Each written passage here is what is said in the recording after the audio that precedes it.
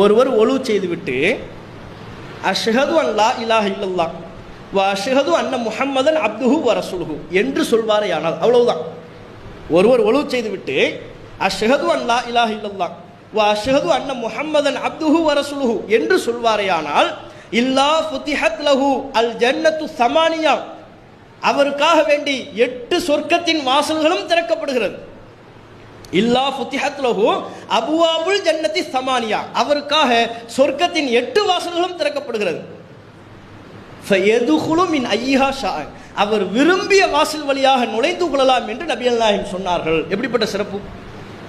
ஒழு செய்துவிட்டு நாம் சொல்லக்கூடிய ஒரு சிறிய திக்ர், அஷ்ஹது அன் லா இலாஹ இல்லல்லாஹ் வ அஷ்ஹது அன்ன முஹம்மதன் அப்துஹு வ ரசூலுஹு, இதை சொல்லிட்டா சொர்க்கத்தின் 8 வாசல்களும் நமக்காக திறக்கப்படுகிறதாம்.